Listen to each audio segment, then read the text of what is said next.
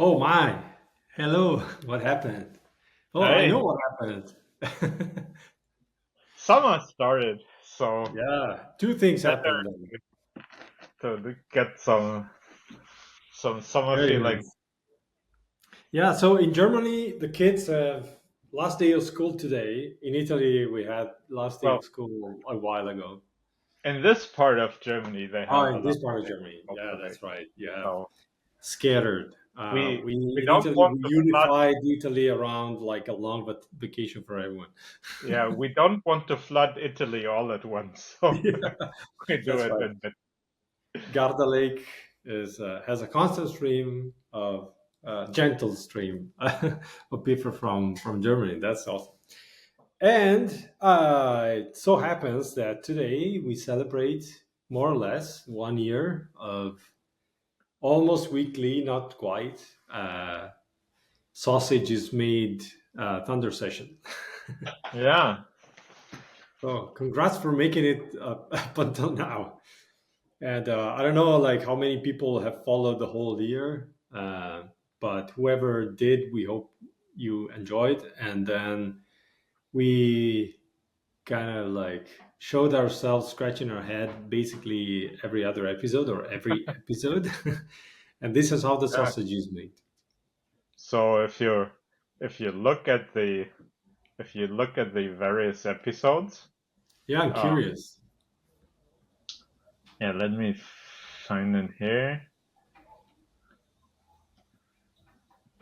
So when you look at the episodes, this is I scratch my head, this is Luca scratches his head, this is me scratching the head again, and so on. But there's quite a few of them, Yeah. We should and be more diligent with titles. We should go back and title them properly. yeah, like here, a good title, we have 350 views almost, which No is title, 80 views. Like, no wonder, right? like right. And and then yeah, here's the title, but we have 55 views, but I guess it takes a Yeah. while to digest all these. Yeah, Those are absolutely. the ones that like, oh, here we have 400 views and Yeah. 1,000 views for the first one. Yeah, yeah, So yeah. Well, not terrible, not it's a big massive. investment, right? Wait, It's wait, a wait. yeah, big investment for people, not for us. Like, we use this time to figure things out. So that's good. Right. And obviously you can binge watch also Yeah. like 13 hours. No, it would be 17 hours or so of Thunder sessions up to now. Yeah. I don't know. So yeah, we've come quite a long way. So one of the things that we did recently and that we showed the last time about coverage and so on. So our interpreter can now go through quite a bit of models, right? If we open up the CI, there's a CI job that now runs every night, and it doesn't actually execute the models, but it makes sure that you can get a trace from a model. And then there might be other reasons that make that model fail, go out of memory, whatever. But the point is, like, we want to be able to trace through the source code and get a trace. And so yeah, maybe we can take a look Yeah. at the And CI job. if we look at And the actions, maybe, and there we see general checks, and we will find, oh well, we yeah, it's find a a you lot need of to things. look for JIT But if coverage. we look like Yeah, yeah. more detailed, we have somewhere here. Now, There's if you run through up, wait, here. yeah, No, no, CI testing, up, built and deployed. here, CI at the did top, yeah, coverage. yeah. And if you There. click into it and you go to run JIT coverage, no, load the replay, yeah, that one. Yeah, we Yeah. have So lots of success, some skipped. Skipped means that we couldn't load the model for some reason. There are many reasons. Maybe some name is wrong or whatever. We fixed them. Or some like flash attention ones are tricky because sometimes uh, we fail because we lack flash attention. But if you build flash attention within the JIT CI, is kind of a problem. So we'll figure it out. And then we have a bunch of failures. So Right. the current statistics that I have over here is like because we send ourselves a summary report. We run through 248 models in total. 170 succeed, 18 are skipped for setup issues that will fix, and 60 fail with for different reasons. But this is a great way, like, and if anybody wants to contribute, just go in this job and say, okay, now I want to try to fix this one, and that's a good, very good way to try to get a. Yeah. Oh yeah, that's the report exactly. Yeah. Uh, And of course, of these 60, many of them are mixture of experts, and oh you yeah. can. It doesn't say that way, but you have here 8 and non-zero. That like data dependent shapes. I Yep. saw a to list there somewhere. That's also data dependent Yep. workflow, but some of them also have MOE in the name, right? Yeah, yeah, yeah, exactly. Oh. So MOEs, what's a very popular MOE right now? I don't know. It could Yeah, be Llama 4. Llama 4, for example. Yes. If you go to Open Router, like if anybody who goes to Open Router, Llama 4 is like Maverick and so on. It's kind of high up in the ranking. It's not every day. Sometimes it's there, sometimes not. But yeah, Maverick 17th. Yeah, So apart from DeepSeek R1 and Mistral, Llama 4 is a pretty popular one that pops up.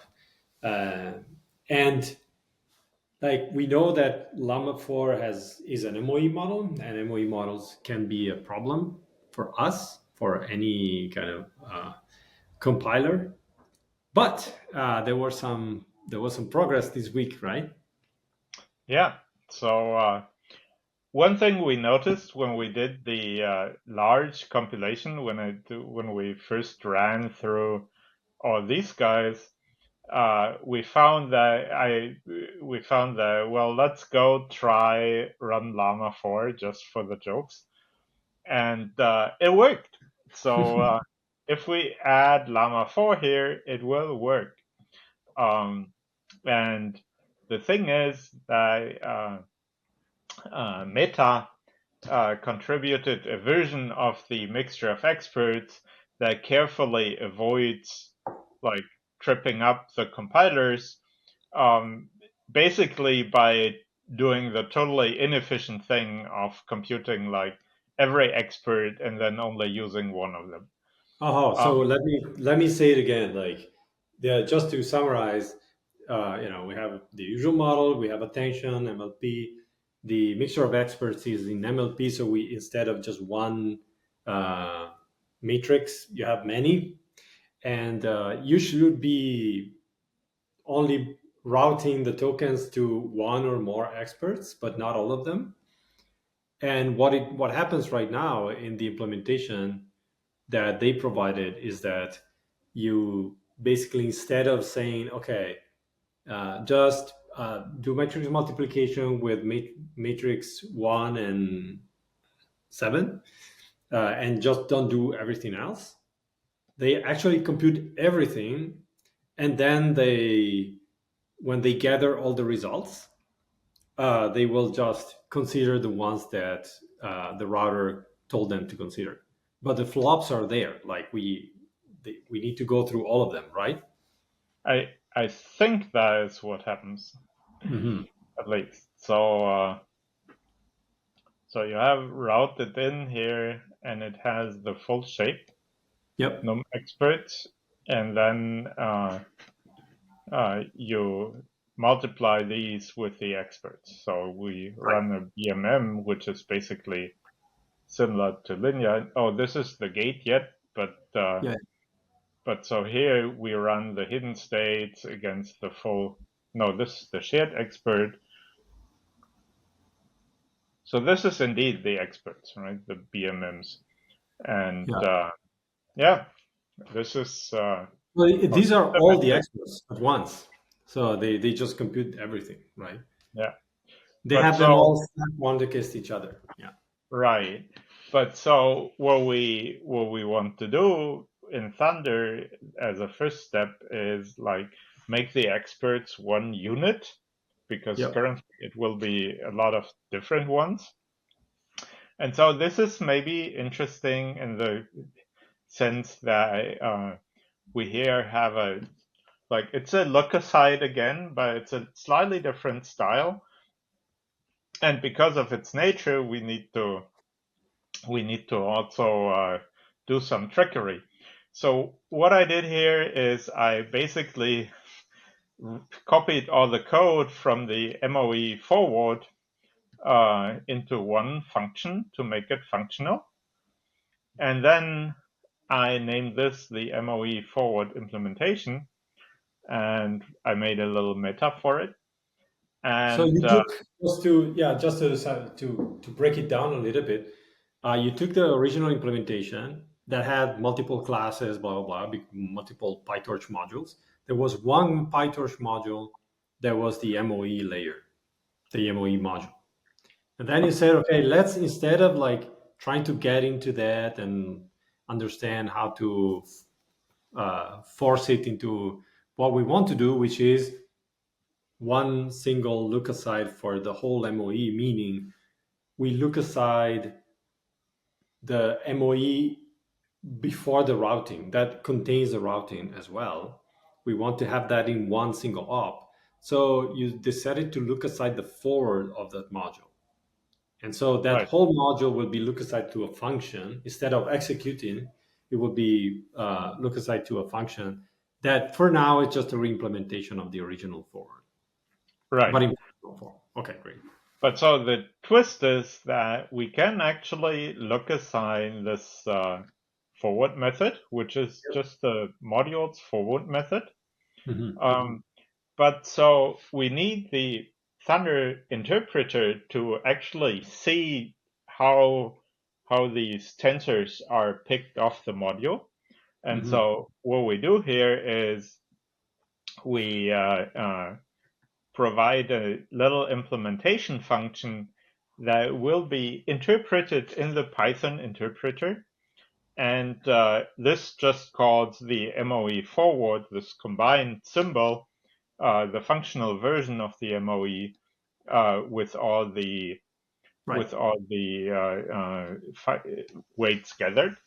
And you see this is very similar to the pattern in PyTorch, if you want, that you always have the functional interface, and Right. then the modular interface really is as thin a layer as possible that Yeah. combines keeping track of the parameters and buffers um, with the functional side of things. And so what we do here, which is a bit different to, I It's the think, other way all of, around. Like you reobtain that by going through the non-functional to functional, essentially. No.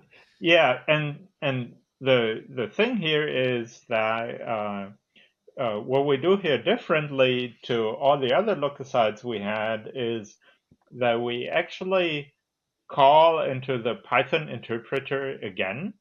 So the Hmm. lookaside kind of is called by the Python interpreter, and now we give it a function and tell it like run this, and this Oh is wow. Okay. a bit So we have different. a second level of inception. So you Yeah, get to that point, and then you say you're still in the interpreter context. You're still within the interpreter, but you're given yeah, a function, and we're asking the function, sorry, the interpreter, to kind of explode that one function once again, and then just pop up from that and go back to the original interpretation context. yeah. And so the interesting part, if you want, is that we used this pattern in the implementation of Thunder all the time, but here we actually need it to be exposed. Yeah. And so that's that was interesting from the like how the sausage is made perspective. Yeah. Um, and when you do this, you can trace through the model, and whenever it goes through the MOE, it will call this MOE expert symbol. I Mhm. can, I think I have. Maybe what something we could do is like find a way to make it like less exposing the internals kind of thing. Like we could provide some function that does this in the back. Yeah, somehow this will be something that happens. Yeah. So interesting. There's another look aside pattern. So the gist is with this we can trace through the uh, Right. vanilla transformers implementation of Llama 4, but we can't yet hook up the transformers KV cache. And so one of the things we need to do here is to look aside the index copy function with something that kind of magically moves the indices around to match the GPU we're on if we want to distribute it, the Mhm. KV, if we want to distribute the KV cache. Um, and that will be an interesting pattern too, where you need to kind of do a little extra thing when a torch function is called. Unfortunately, it's not quite as comfortably to intercept yet, but it can be done. So way to go there. And then one thing that is still a work in progress is to actually make this model parallel. And there might be different ways. So you need at least 4 GPUs to fit Llama 4 Scout. And you H100 GPUs or comparable. And I think you'd need 8 for the if you want to Maverick. load all the weights for Maverick. Um, and so you basically have several options how to do the parallelism. One of them, and we will talk more about that probably very soon too, is tensor parallel. And but another would be to do pipeline parallel, where first you have the first part of the model on GPU one and so on, and then this could be controlled from a single process. And this is what we're trying to, or what I'm trying to work out how it works. And it works great so far, except there's a little thing how you construct the prologues. So the Mhm. prologue are not passed all the values that they need, which Yeah, is just too bad. because basically what we're doing is we're taking the trace for the whole thing because we're lucky, right? We don't have to load the weights in order to or do any operation in order to trace through the model. So we can obtain the full trace for the full model on a single GPU or even on the CPU if you want. And then we can break it up for pipeline parallelism. We take the trace, we break it up. But of course, uh, at some point we break it up, and so the computation will need to start halfway through, and it will need to be given something. So in one process, the inputs to that process will not be the inputs to the model, but it will be the outputs of the other piece in the other GPU. And so yeah, Yeah, we did something like that internally some time ago, and yeah, we're refreshing that. yeah, and it's going to Thunder hopefully. Yep. And so this is where I'm debugging things. Yeah. And Well, the nice thing is that you can, like, because it's all Python, you can grab the stack trace, grab the local variables of some function, and then look at the prolog traces it sees. And so uh, yeah. that's where where the Llama 4 is at. Nice. Nice.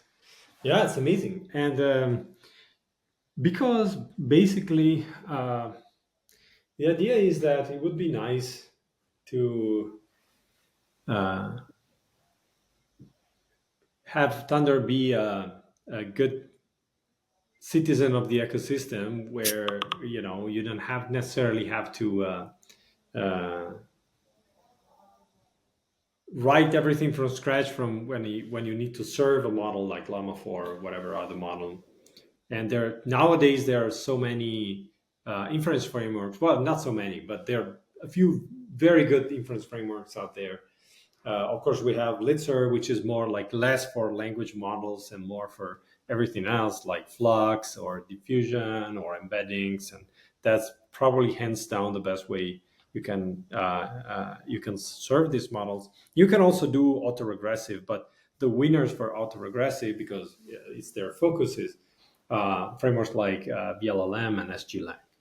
And so we looked into like, what if instead of requiring kind of uh, somebody with a new model to re-implement things from scratch to have VLLM be used there, or sglang. What if we could interpret the model through Thunder and use VLLM to serve it, and then optimize it further using more transforms? Like, you want MXFP4 on Blackwell? No problem. You don't have to change anything in VLLM. You just use a transform in Thunder, and now your VLLM model will have MXFP4. So that's the Yeah. end goal. And that would be super powerful if we can make it happen. Now, what it means to have Thunder integrated with the LLM. So I'm talking about VLLM because we looked at both HGLang and VLLM. We found out that VLLM is a bit easier because the torch compiling integration that VLLM has is a bit more factored out compared to HGLang. We hope to kind of hit both eventually, but for now we are focusing on VLLM because it makes our life a bit easier. Um, so the uh, the idea there is that, VLLM is famous because, well, it's very fast end to end. It has something it has is it has this paged attention thing, and that's the thing that made it popular. Paged attention means that it has an attention mechanism that is kind of KV cache aware, so it can say, okay, if another request comes in from some random user, not necessarily always the same user, and the prefix is the same, because maybe you have an application where a portion of the prefix is exactly the same as the prefix for others. Like, for example, you have an agent that has a big system prompt and maybe a big prompt at the beginning, because you're using some agent library and you always send the same thing. There's no point in pre-filling that lots of tokens with instructions every time, right? You want to cache them. But instead of having to tell, well, keep this KB cache around and so on, prefix caching, and SGLang has the radix tree, I think. It's a kind of very similar concept. We'll say, okay, this portion of input is the same. I'm storing in an efficient way. I'm storing the KB cache in such a way that I can recompose uh, as much as I can and reuse as much as I can from previous prompts. And this is a place where the attention and the KB cache and the web server all kind of would need to work together. So in terms of model, of course, when you implement a model with to working within the LLM, you need to pay attention to attention. Sorry about that, and say, okay, this is the way where everything kind of pierces through from the model, from the kernels out to the server. It's attention and KV cache. Everything else is lives in the realm of model running. So if you have like attention, it's where it pierces through, and then you have MLP, and then there everything is Yeah. self-contained. There's no communication with the outside, and so on and so forth. Every attention does this. So we noticed that BLM, as Thomas is showing, has a transformers file where they show you how to use Hugging Face transformers and serve any transformer model through VLLM. And what they do is they have functions that will go in and kind of replace attention in the Yeah. model, for example. So they have this attention thing here, and it grabs an attention instance, which is a module, and this module will then compute the attention and also have the KV cache handling inside that. And Yeah. that maybe is one of the things that we also see is that previously you thought maybe about attention as being the thing because it is what computes something, and then KV cache is the optimization to it. But more and more you see that really the KV cache drives the design of the attention, right? Yeah, yeah. It actually drives the design of a whole system because KV Right. cache gets with like 10 million context or 1 million context. Um, the KV cache is what is really expensive to shuffle around. So there was this great Helix blog post for by NVIDIA for Helix parallelism that is all designed around, can we make the sequence more as local as possible so that we can break up the computation in the attention and the MLP so that everything is as local as possible with respect to a very long, that one, yes, to a very long context. In the hypothesis of a super long context, what do you do? So this is really, really interesting stuff. There was a larger blog post, but this is the paper. Yeah. Very nice, and you can see how you can be very smart at how you're doing things, and hopefully we'll be able to express this kind of algorithms with transforms. And so back to vllm and transformers.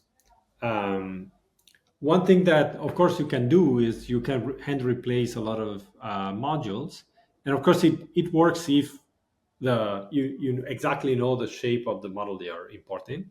Or the idea to integrate vllm with Thunder within vllm is to say, okay, let's have Thunder accept any model, and if you can identify where the attention is, you can then replace it using a leukocyte or an operation, an executor that you can that defines a new attention operation. And this is what we did here. So we defined a new executor Yeah. uh, with the attention that is the attention that VLLM has. Right. And then we define a meta operation for the attention, and we register an executor like standard stuff. And Um, register the operator and yeah, then make lookasides. yeah, you make leukocytes for it, like similar to what we did before. Yeah. And now we have like this is it's a bit more involved because, as you know, uh, so Torch Compile supports dynamic shapes to a point, but then CUDA graphs doesn't. And kind of if you want to go fast, you need CUDA graphs. And so in the end, like what you need to do is to pad, like you need to build graphs with certain sizes, and then when you receive a request of a certain length, you kind of pad to the nearest pre-recorded graphs and so on. So this is just a very naive, or not naive, like simple padding that we did. We need to increase the number of padded graphs, but essentially this is will Obviously, take care of obviously, if you want to, I mean, you see that often that people, or often, you see that people do their own implementation of PyTorch from scratch. So they implement like a few CUDA kernels and stuff. And so if you want to do a really like something that goes a bit different at an interesting junction, it might be interesting to try to keep all the tensor metadata on the GPU, and that. Hmm. then have uh, have the CUDA kernels react to the metadata. Hmm. And you need to make the calls like a fixed layout of kernels, and then you might have like an opportunity to just CUDA graph everything always. Yeah, But yeah, there was a yeah. Anyway, we were looking into kind of approaches that came out. Like people are starting to be very creative with what you can do within a CUDA kernel, including like orchestrating and having kind of uh, have a state things that machine. don't look like single program multiple device at all. Like it's more like you have one thing orchestrating, one warp orchestrating, and the others like doing something else. And yeah, it's very interesting. Yeah, it seems that when like the CPU driving the GPU becomes the bottleneck, like one of the things is what can we move to the GPU, right? Yeah. But anyhow, Yeah. Anyway. this is like so what we do here is, and our colleague Kellan did this.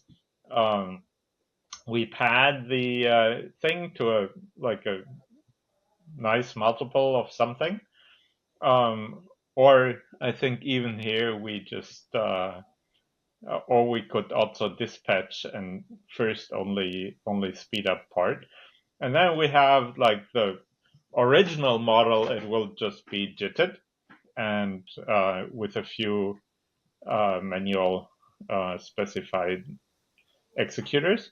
And this Yep. basically runs. You can register it as a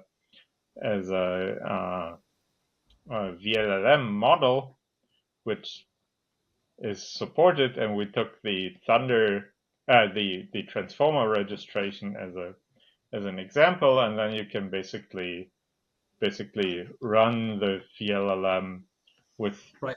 the Thunderized model, right?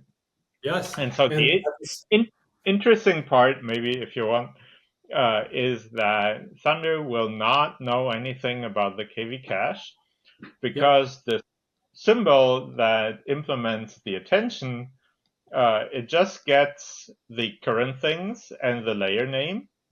And whatever happens there is none of our business. And Yep. so basically, what we do here is we have the attention, and the attention function includes the KV cache handling, including Yep. the state, which is kind of tricky, but it does work. Yeah. Yeah. So it's very interesting, right? Because now in the torch JIT thing, we can pass transforms.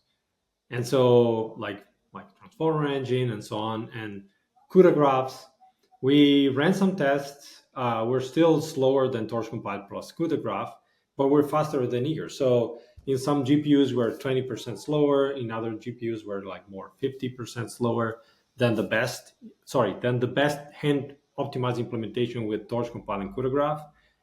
But if you think about it, like 50 to 20% slower as kind of a first, like very naive attempt, it's not that bad. And so Yeah, I think it's really super encouraging, and it would allow us to, yeah, like exercise all the optimizations we'll do on top of whatever model in a production environment really easily. So yeah, we'll keep pushing on this.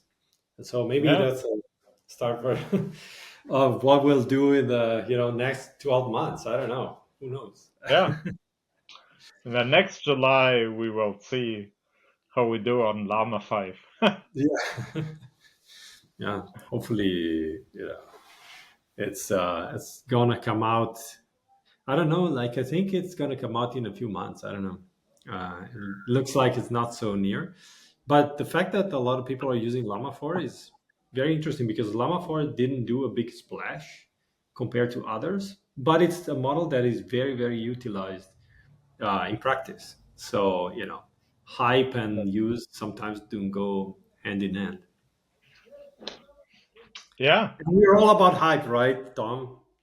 We thrive on obviously. hype. Hype is Yeah, everything. So keep hype hyping. is a, Hype away. All yeah. right. So So that's the Thunder Hype sessions with ex- Luca Hype Antiga and Thomas Hype Viehmann. exactly. So have a great start of like the German regional summer. I'll keep Yeah. summarizing here, and yeah, see you next week or the other week. See you.